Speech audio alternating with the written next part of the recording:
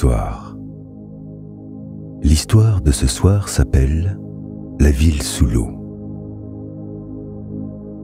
Installez-vous confortablement sous votre couverture et préparez-vous à passer une merveilleuse nuit de sommeil. Lorsque vous êtes confortablement installé, fermez les yeux.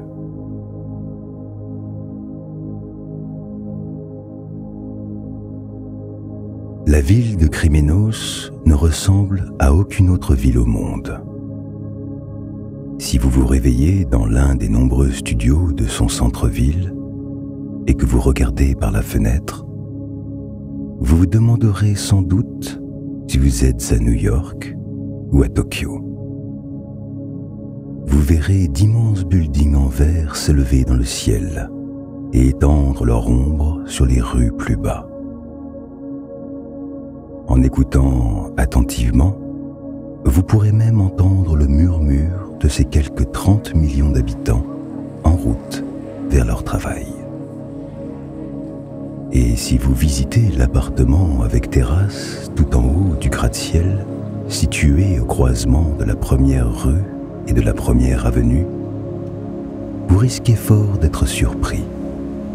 De là, vous pourrez voir la tour Eiffel et l'Empire State Building en même temps. La ville de Kryménos est comme une mosaïque dont chaque pièce représente l'une des plus grandes villes du monde. En 15 minutes de marche, vous pouvez également admirer la tour CN de Toronto avec sa forme d'aiguille, la maison dansante de Prague et la Gateway Arch de Saint-Louis. Mais ce qui différencie vraiment la ville, c'est ce que vous verrez en regardant vers le ciel. Vous n'y trouverez jamais de nuages blancs flottant tranquillement dans les airs un après-midi d'été. Vous n'y verrez jamais de sombres nimbostratus se formant au-dessus de vous, annonçant une averse de pluie. Si vous mettez le nez dehors, vous n'aurez jamais besoin d'un parapluie ni d'une veste. Depuis sa fondation en l'an 2300, la ville n'a jamais connu la pluie. Kryménos est la première ville sous-marine du monde. Au cours du XXIIIe siècle, 30 pays se sont réunis pour donner naissance à ce chef-d'œuvre, élu meilleure destination de vacances pendant 45 années consécutives. Et c'est tout naturellement que ses fondateurs lui ont donné un nom grec, à l'instar de la cité d'Atlantis dont elle s'inspire. Le nom Kryménos signifie caché en grec. Le climat y est contrôlé par des lumières artificielles qui simulent le lever et le coucher du soleil. La plupart des aliments de la ville sont importés du monde au-dessus de l'eau. Au bord de la ville, quelques fermes produisent toutefois suffisamment de récoltes pour nourrir sa population, équivalente à celle de Shanghai. John faisait partie de la première génération de personnes nées à Kryménos. Ses parents avaient migré avant sa naissance dans cette ville posée sur les fonds marins au large des côtes de Madagascar. Quand John était enfant, il se demandait souvent à quoi ressemblait le monde d'au-dessus. Ses parents lui racontaient des histoires sur leur voyage à travers l'Amérique, au parc national de Yellowstone et au Grand Canyon. Lorsqu'il était petit, il les suppliait de l'emmener en Amérique. Mais arrivé à l'adolescence, son envie de voyager avait complètement disparu. Il avait regardé assez de films sur le monde entier pour savoir que Kryménos n'avait rien à envier au reste du monde. John était laveur de vitres depuis qu'il avait 15 ans.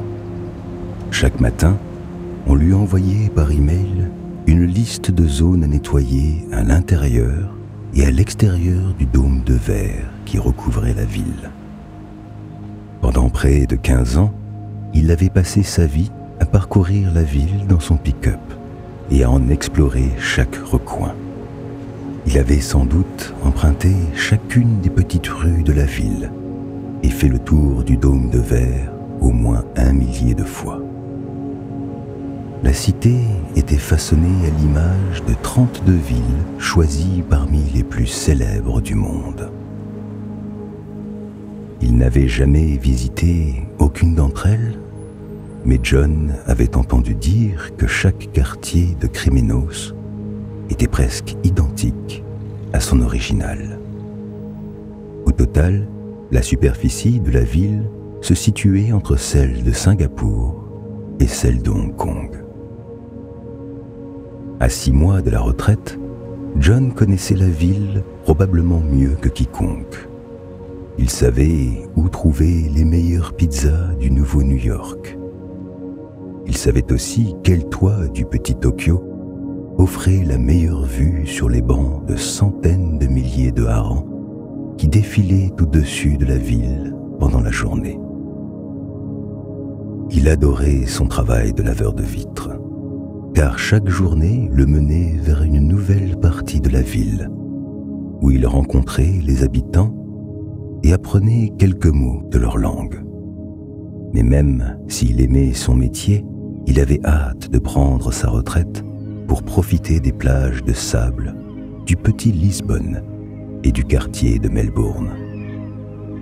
Après une vie entière passée à nettoyer les vitres de ces quartiers, il était enchanté à l'idée de faire glisser ses doigts dans le sable, les yeux fermés, à écouter les mouettes voler autour de lui. Il pourrait même passer des journées entières à observer les bancs de poissons nager autour de la ville. Maintenant que sa vie active touchait à sa fin, il avait pour responsabilité de former son remplaçant. Le jour où il devait rencontrer son successeur, son réveil sonna comme tous les jours à 5 heures. John prit une profonde inspiration avant d'appuyer 2 fois sur le bouton de rappel. Lorsque son réveil sonna pour la 3e fois, il sortit de son lit et se dirigea vers la fenêtre de son petit studio, les genoux grinçants. Il ouvrit les rideaux.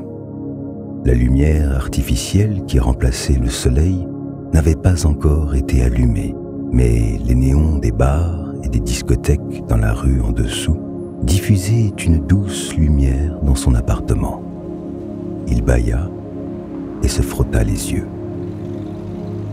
Il vivait dans la partie de la ville construite sur le modèle de Chicago.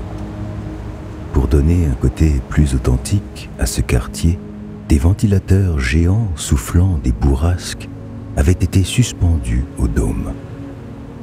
C'était la seule partie de la ville où l'on pouvait profiter d'un semblant de brise naturelle. Mais d'autres quartiers étaient également équipés de systèmes artificiels pour imiter la météo. En hiver, dans le second Stockholm, les employés de la ville faisaient tomber pendant quelques jours de la neige synthétique dans les rues et formaient des congères le long de la chaussée. On avait même construit une petite patinoire extérieure qui ressemblait à un étang naturel. En été, dans le second Séoul, les arroseurs fixés au toit du dôme s'allumaient quelques heures dans la journée pour reproduire des averses. Ceux qui se trouvaient dessous au mauvais moment étaient bons pour rentrer se changer chez eux, tout trempés. John se dirigea vers son placard, versa dans un bol des flocons d'avoine importés du Canada et y ajouta du lait venu d'une laiterie située en périphérie de la ville, près du Nouveau-Caire. Il saupoudra le tout de morceaux d'algues séchées récoltés par des pêcheurs de la ville. Il prit ensuite une douche froide pour se réveiller et enfila son uniforme. Il portait une cotte en jean dépenaillé avec son nom cousu à la poitrine. Entre le moment où il prit l'ascenseur au 37e étage et celui où il sortit dehors, les lumières artificielles avaient commencé à éclairer la ville et les lampadaires s'éteignaient un par un. À l'exception de quelques taxis, la ville était silencieuse. John regarda en l'air vers le sommet du dôme, où il pouvait apercevoir la faible lueur du vrai soleil, qui donnait à l'eau une couleur presque verte. Une fois à la retraite, il prévoyait de prendre un sous-marin pour Londres. Des amis qui avaient déjà visité la ville lui avaient conseillé de garder son argent et de se rendre plutôt au quartier londonien de Crimenos.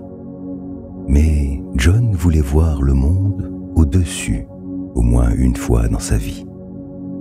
Il voulait monter dans le London Eye et voir à quoi ressemblait la ville sans la Tour Eiffel et l'Empire State Building à portée de vue. Il voulait visiter les 32 villes et les comparer à leurs copies sous-marines. Depuis son immeuble, John arpenta une rue calme jusqu'au parking où était garé son pick-up, chargé de tout son matériel. Il traversa le quartier du Cap, direction Prague, puis emprunta l'autoroute jusqu'à Paris. Il alluma la radio pour écouter les informations du matin. Chaque fois qu'il entrait dans un nouveau quartier, la langue changeait. La Tour Eiffel était dans son champ de vision quand il quitta l'autoroute et il poursuivit sa route un moment vers le sud, jusqu'au petit Lisbonne. C'était l'une de ses parties préférées de la ville. Ses habitants étaient pour lui les plus sympathiques de la ville, et c'est là qu'il se sentait le plus détendu. Le quartier était constitué autour d'un port artificiel qui débouchait sur une plage au bord du dôme. Cependant, il n'y avait jamais d'eau sur cette plage. Le sable s'étendait jusqu'au bord du dôme, et là où la mer de Lisbonne aurait dû commencer, se trouvait le véritable océan. John roulait doucement dans la vieille ville du petit Lisbonne, sa vitre baissée. De la route principale partaient des rues pavées, bordées de bâtiments blancs aux toits rouge-orange. Des commerçants déambulaient sur les pavés dans la lumière matinale, des balais de paille dans les mains. Ils balayaient le sable venu de la plage toute proche qui s'était infiltrée dans leur boutique.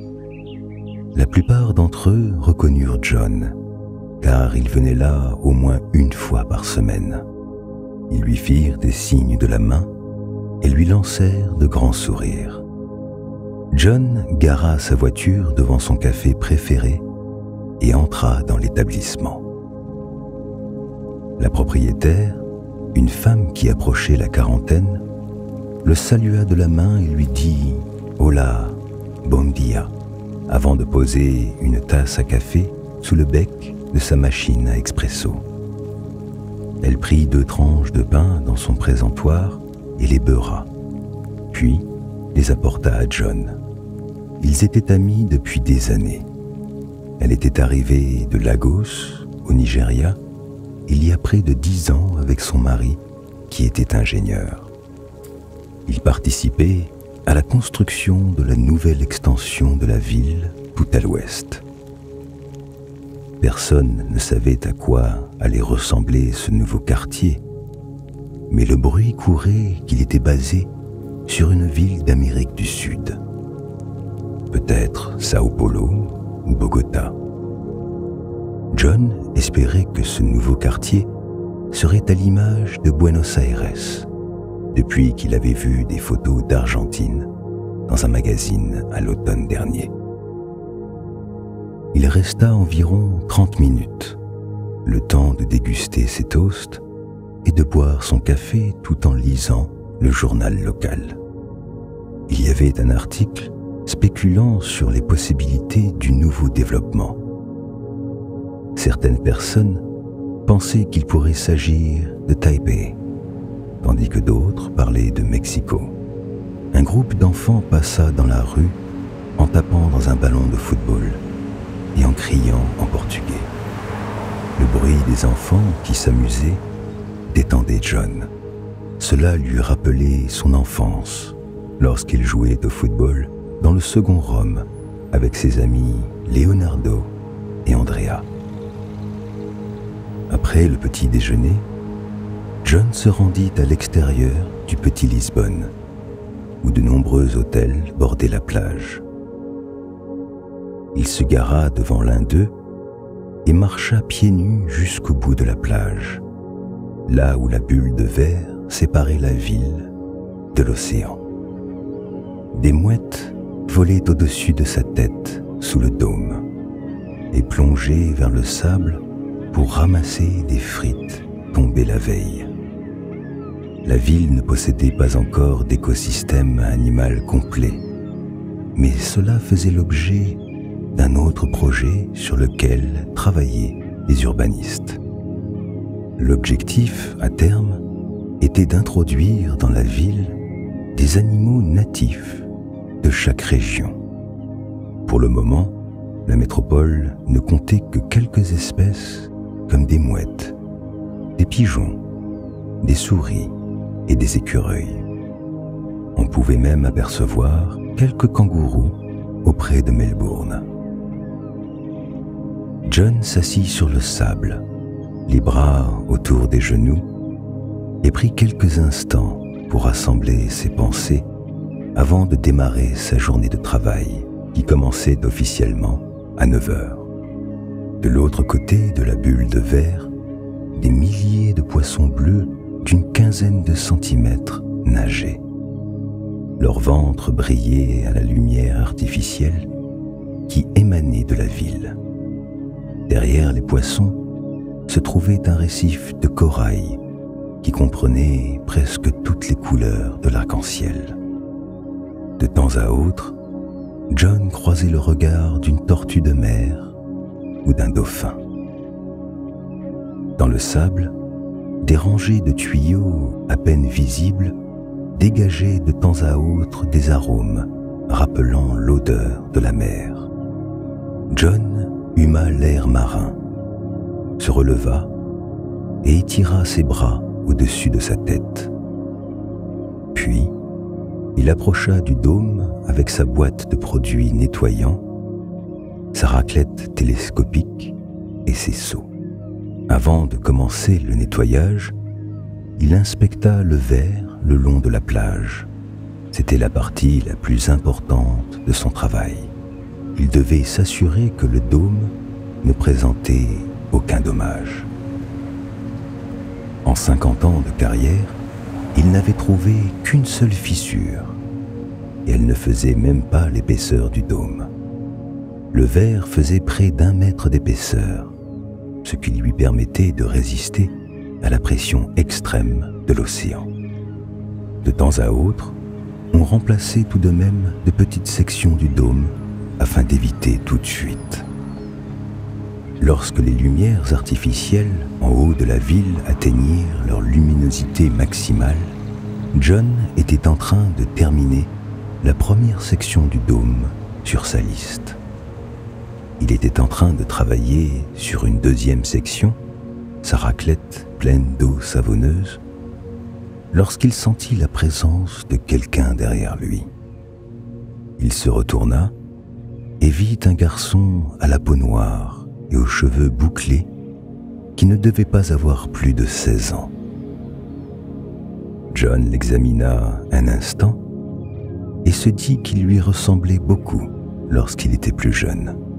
« Tu es mon nouvel assistant ?» demanda John. Le garçon hocha la tête et sortit une main des poches de son short bleu pour la tendre à John. Il était plutôt grand pour son âge, déjà plus que John. Il devait faire dans les 1,80 m, et avait une belle carrure. John lui serra la main et se présenta. « Tu ne devrais pas être à l'école ?» lui demanda-t-il. « Quel âge as-tu » Le garçon se présenta à son tour. Il s'appelait Tayo et était scolarisé à domicile par ses parents. Il venait d'arriver à Crimenos depuis Porto, au-dessus de l'eau. Ses parents voulaient qu'il trouve un travail le matin pour pouvoir lui faire l'école à la maison l'après-midi, après leur journée de travail. Tayo avait à peu près le même âge que John lorsqu'il avait commencé ce métier.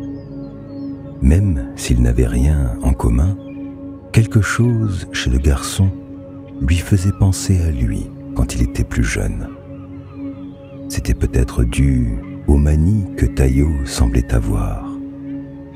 John n'avait pas été scolarisé à domicile, mais il avait du mal à se faire des amis quand il était plus jeune.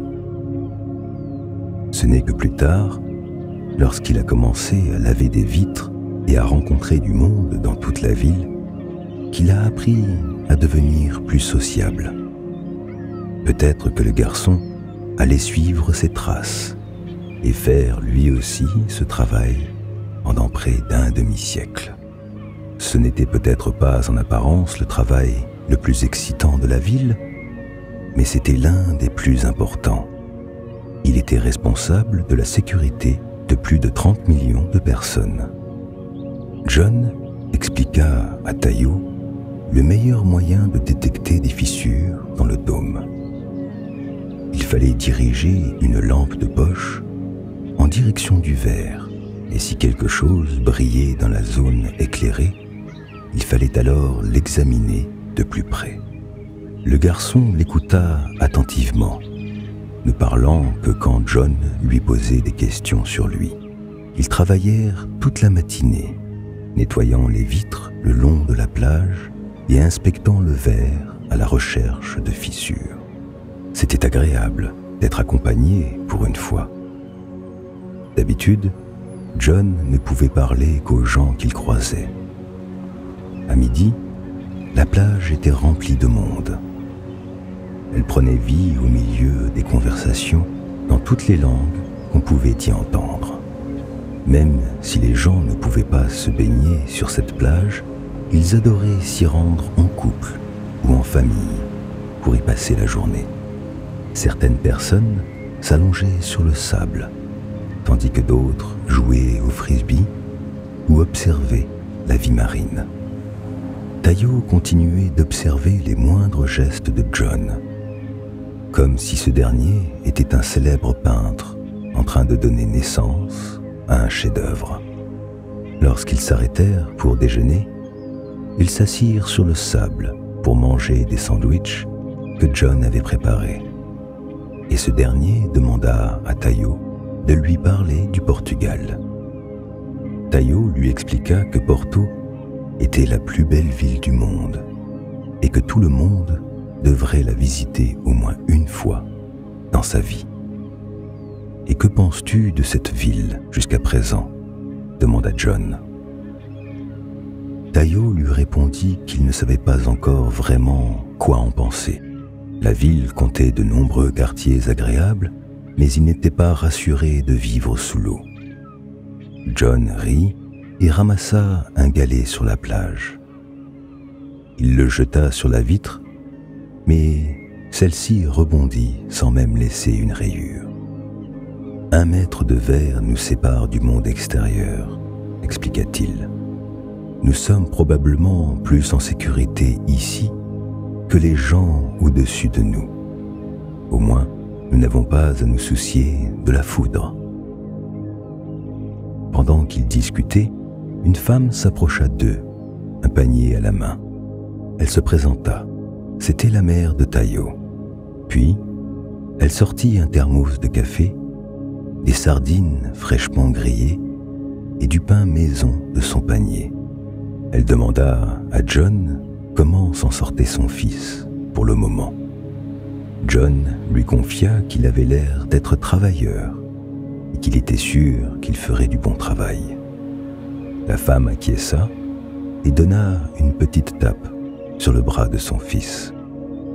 Elle demanda à John depuis combien de temps il vivait dans cette ville, ce à quoi John répondit qu'il était né ici et qu'il ne l'avait jamais quitté. La mère de Tayo fit de grands yeux et marmonna quelque chose à elle-même en portugais. Elle semblait avoir les mêmes inquiétudes que son fils concernant la vie sous l'eau. Mais John la rassura en lui garantissant que cet endroit était parfaitement sûr. Il lui fit la même blague sur la foudre avant de lui demander de décrire Porto. Elle semblait ravie de parler de sa ville d'origine. Cela ne faisait pas longtemps qu'elle l'avait quittée, mais à la manière dont elle en parlait, avec tant de passion, il était évident qu'elle lui manquait beaucoup. Elle lui parla des dégustations de vin le long du fleuve Douro lors des chaudes soirées d'été. Il y avait à chaque coin de rue des restaurants magnifiques dans lesquels on servait du jambon frais et du fromage. Elle décrivit les magnifiques toits en tuiles rouges qui ornaient la ville en pointant du doigt les hôtels à côté de la plage construits dans le même style. Elle termina en disant à John qu'il n'avait encore rien vécu s'il ne s'était jamais promené sur le pont Dom Luis, qui offre l'une des plus belles vues sur la ville, si ce n'est la plus belle vue d'Europe. John répondit qu'il aimerait bien voir Porto un jour. Puis il parla de toutes les belles choses qu'offrait sa ville à lui. Les balades de nuit le long du fleuve Han dans le second Séoul, l'odeur du café frais dans le quartier parisien, la vue spectaculaire sur les énormes baleines à bosse autour du dôme. Une fois leur pique-nique terminé, la femme leur dit au revoir et John et Tayo se mirent à nettoyer les vitres le long de la plage. John continua de donner quelques conseils à son apprenti. Il lui expliqua par exemple qu'il fallait toujours commencer par le haut et descendre pour éviter de faire couler du savon sur les zones déjà nettoyées. Ils travaillèrent ensemble une grande partie de l'après-midi jusqu'à ce qu'ils tombent nez à nez avec une pieuvre de la taille d'un bus accroché au dôme. John n'avait jamais vu une pieuvre aussi impressionnante. Chaque tentacule faisait la taille d'une de ses jambes. La créature avait collé ses ventouses au verre et une expression lasse, quasi humaine, se dessinait sur son visage. Lorsqu'il la vit, Tayo rigola et plaisanta en disant qu'ils allaient peut-être devoir l'enlever de là. John lui répondit que cela faisait effectivement partie de leur travail, et le garçon lui lança un regard perplexe. Comme si elle avait compris de quoi il parlait, la pieuvre poussa sur la vitre avec ses tentacules et s'éloigna en laissant derrière elle une traînée de bulles. L'extérieur de la vitre était couvert d'une substance gluante laissée par les tentacules de l'animal. « Nous devons nettoyer l'extérieur de la vitre », expliqua John. Tayo lui demanda comment ils allaient bien pouvoir faire. John se mit à rire. Tayo n'allait pas être déçu du voyage. Nager dehors était l'une des activités préférées de John. Il n'y avait rien de plus paisible au monde. « Je vais te montrer, » dit-il avant de mener le garçon vers son pick-up. Ils montèrent tous les deux à bord du véhicule et traversèrent le petit Lisbonne en direction du nouveau New York, qui formait une réplique presque parfaite de Manhattan. Le trafic était si dense qu'il leur fallut près d'une demi-heure pour trouver une place de parking près de Central Park. Ils laissèrent leur matériel de nettoyage dans la voiture à l'exception d'une raclette télescopique que John prit avec lui, puis ils marchèrent à travers le parc. Le Central Park de Krymenos n'était pas aussi grand que l'original. Il bordait le nord de la ville et ne s'étalait que sur la moitié de la superficie du célèbre parc du vrai New York. Autour d'eux, les gens étaient assis dans l'herbe et discutaient en profitant de leur après-midi. John les entendait parler en espagnol, en swahili, en français, en mandarin et en russe.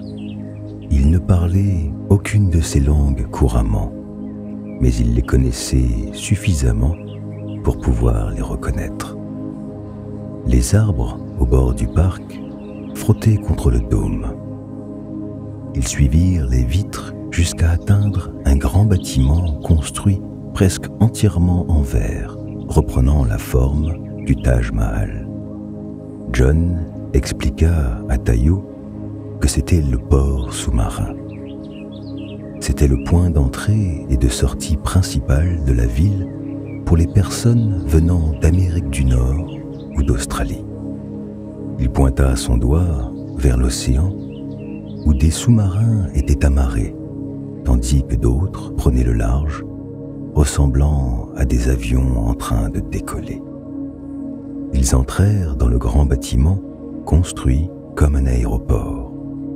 Il y avait une aire de restauration bondée de chaînes de restaurants populaires et une aire de sécurité par laquelle les voyageurs devaient passer pour embarquer dans les sous-marins transcontinentaux.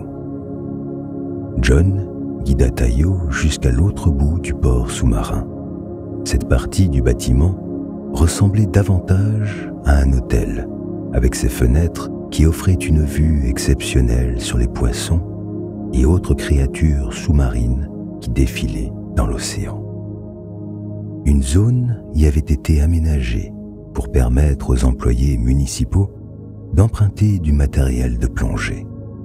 John aida Tayo à enfiler sa combinaison de plongée et lui montra comment bien attacher sa bouteille d'oxygène.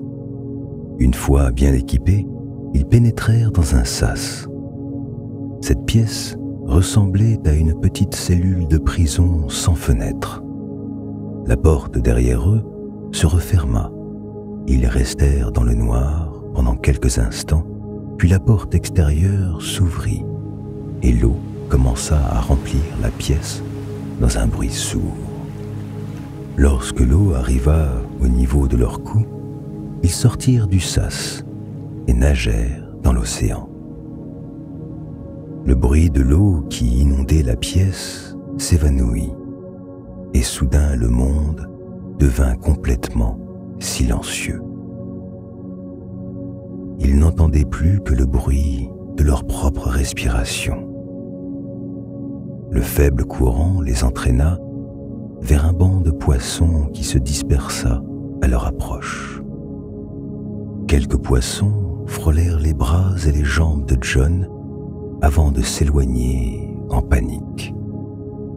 John et Tayo nagèrent le long du bord de la ville jusqu'à atteindre un endroit recouvert d'algues entre le nouveau New York et le petit Lisbonne. John frotta doucement les algues avec sa raclette, puis ils reprirent leur route vers la zone où ils avaient vu la pieuvre un peu plus tôt.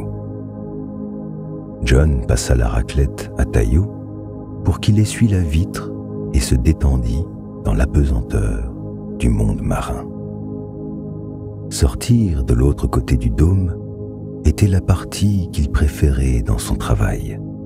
Il se sentait comme un astronaute, comme s'il était complètement isolé du monde et qu'il était le dernier humain sur Terre.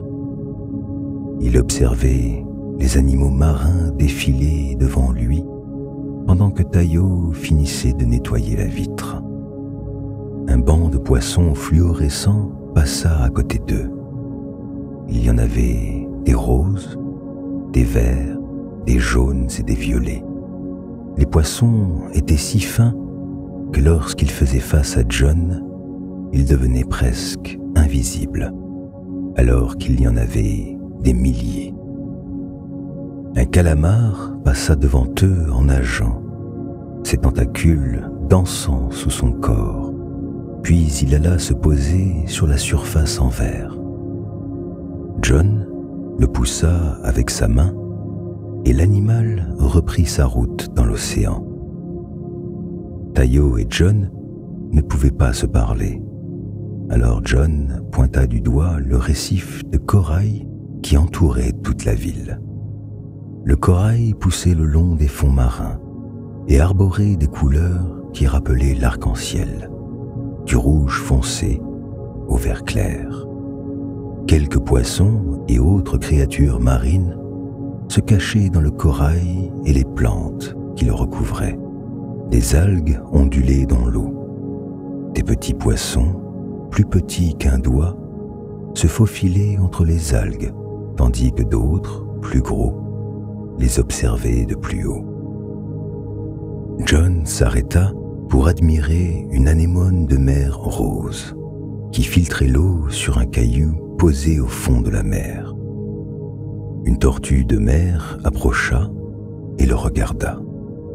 La marque noire au-dessus de ses yeux lui donnait l'air d'être en colère, même si la créature ne semblait nullement dérangée par la présence de John. De la tête jusqu'à la queue, la tortue était presque aussi grande que lui, mais elle était beaucoup plus habile pour se déplacer dans l'eau. D'un léger battement de pattes, elle remonta vers le haut, vers le soleil qui réfléchissait à la surface de l'eau. John regarda en l'air, là où le soleil se reflétait. Au fond de l'océan, l'eau était bleu-violette, mais à la surface, elle prenait de splendides tons bleu canard. Un banc de milliers de poissons défila sous les rayons du soleil, assombrissant un court instant l'océan avant de disparaître au loin, dans l'infinité subaquatique. Pendant un moment, l'océan sembla vide. C'est alors qu'apparut un étrange poisson, avec son dos jaune clair et sa tête fuchsia. On aurait dit qu'il avait été créé en collant deux poissons bout à bout. Calmement, le poisson solitaire passa à côté des deux plongeurs. Non loin d'eux, deux dauphins nageaient à côté du corail. John regarda Tayo. Malgré le masque qui couvrait sa bouche, il distinguait très clairement le large sourire qui s'étalait sur son visage face à cette scène féerique. L'un des dauphins s'approcha d'eux. Il donna de petits coups sur la jambe de John avec son bec. Ces coups devinrent de plus en plus insistants et le dauphin commençait à le pousser vers le haut, comme s'il pensait que John était en train de se noyer. John sourit et suivit le dauphin jusqu'à la surface de l'eau. Il sortit la tête à l'air libre et regarda autour de lui. Cela faisait des années qu'il n'était pas remonté à la surface. Il se trouvait à près de 500 km de la terre la plus proche, et il n'y avait pas grand-chose à voir. Des mouettes volèrent au-dessus de sa tête, et la seule forme qui venait casser la surface ondulée de l'eau était celle à l'horizon d'un porte-container qui laissait un nuage de fumée dans son sillage. John replongea sous l'eau et y retrouva Tayo, qui nageait le long du récif de corail en observant les milliers de poissons qui l'entouraient. Une poignée d'autres plongeurs exploraient eux aussi le récif dans les environs. L'un d'eux leva son pouce en l'air en passant devant John. John fit signe à Tayo de le suivre. Ensemble, ils nagèrent jusqu'en haut du dôme, au plus près du sommet des plus hauts gratte-ciel de Manhattan. De là, ils pouvaient voir le rectangle que formait Central Park, contrastant avec les immeubles autour. De si haut, on distinguait à peine les personnes en costume qui se pressaient sur les trottoirs en bas. John percevait toutefois bien distinctement les taxis jaune-orange qui avançaient pare-choc contre pare-choc. Le verre bloquait le bruit des taxis, mais John imaginait le son des klaxons étouffé par l'eau. C'est pour cela qu'il adorait venir de ce côté-ci de la vitre. Tout y était si relaxant. Il avait l'impression d'observer un autre univers depuis l'extérieur. Les deux plongeurs nagèrent vers le petit Lisbonne, où ils s'étaient vus pour la première fois. Ce côté de la ville était complètement différent de Manhattan. Les toits étaient tous rouge-orange et contrastaient nettement avec les bâtiments blancs. Des arbres touffus parsemaient les rues entre les bâtiments et sur une colline se tenait un château carré avec une cour en son centre. Le long de la plage, des familles jouaient et se détendaient, et des couples se promenaient main dans la main, laissant derrière eux des traces de pas dans le sable blanc. Des carrés de longues herbes jaunes bordaient la plage à proximité des hôtels. Une longue passerelle, à moitié recouverte de sable, s'avançait dans les terres. À côté de New York, cette partie de la ville avait l'air aussi paisible qu'une communauté de bord de mer. Tayo posa une main sur la vitre et pointa du doigt un groupe de maisons au loin. Elles avaient les mêmes murs blancs et les mêmes toitures rouges que la plupart des bâtiments aux alentours. John devina qu'il essayait de lui montrer sa maison. Il lui fit signe de le suivre et ils continuèrent leur parcours autour de la ville. Ils continuèrent à nager jusqu'au second Séoul. Ce quartier avait l'air encore plus moderne que Manhattan. Il était bordé sur un côté par le fleuve Han. Une série de ponts séparait Séoul de Lisbonne. Des rangées d'immeubles d'appartements semblaient s'étaler sur des kilomètres. Tous les bâtiments étaient identiques en apparence et s'élevaient sur au moins 30 étages. Entre eux se dressait le Lot World Tower. Elle était si grande que sa pointe ne se trouvait qu'à quelques dizaines de centimètres du sommet du dôme. Si quelqu'un se tenait debout dessus, il pourrait sûrement toucher le dôme avec sa main. L'immeuble tout entier était fait de verre bleu et sa moitié supérieure se rétrécissait comme le col d'une bouteille. C'était le bâtiment le plus haut de la ville. Mais si on décidait un jour de créer un nouveau quartier à l'image de Dubaï, il faudrait sûrement rehausser le dôme. John et Tayo nagèrent vers le sommet du dôme. Lorsqu'ils atteignirent son centre exact, ils regardèrent en bas vers le centre de la ville. Tout au centre de la ville se trouvait une mare parfaitement circulaire qui faisait à peu près la même taille que la base d'un des gratte-ciel du Nouveau New York. Vue d'ici, la ville ressemblait à une cible. La mare était entourée par un rond-point, à partir duquel partaient 8 routes dans des directions différentes équidistantes, comme les rayons d'une roue. Les sections formées entre les rayons ressemblaient à des parts de gâteau.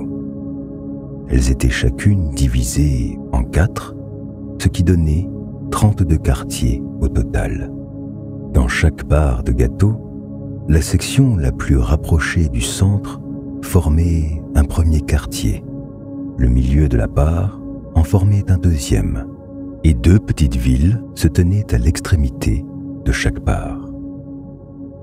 Au total, la ceinture extérieure était constituée de 16 villes tandis que les ceintures intérieures et intermédiaires comprenaient 8 villes.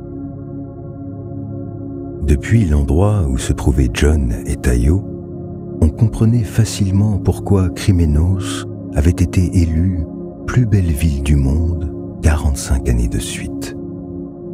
Non seulement la vue sur l'océan était à couper le souffle, mais on pouvait en plus y admirer les styles d'architecture du monde entier réunis en un même endroit. Dans la ceinture intérieure se trouvait le quartier de Londres, au sud de la Tamise. Le London Eye tournait doucement, tandis que les personnes qui flânaient en dessous profitaient du spectacle. De l'autre côté de la Tamise se dressait Pékin. Les bâtiments étaient beaucoup plus nombreux dans ce quartier, qui abritait des gratte-ciel ultramodernes. Quelques temples traditionnels rouges et verts se distinguaient au milieu de toute cette architecture épurée. À côté de Pékin, Madrid ne ressemblait à aucune autre des villes qui l'entouraient. Ici, il n'y avait aucun gratte-ciel. Le quartier ne comprenait que des bâtiments de faible hauteur, regroupés en blocs carrés, dont la plupart possédaient une cour. John imaginait à quoi il ressemblait de plus près.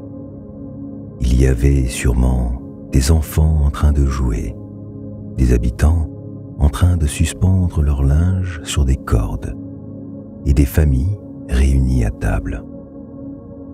Un grand terrain de football trônait au centre du quartier, et même de là-haut, John voyait son parking plein et les longues files d'attente pour rentrer dans le stade.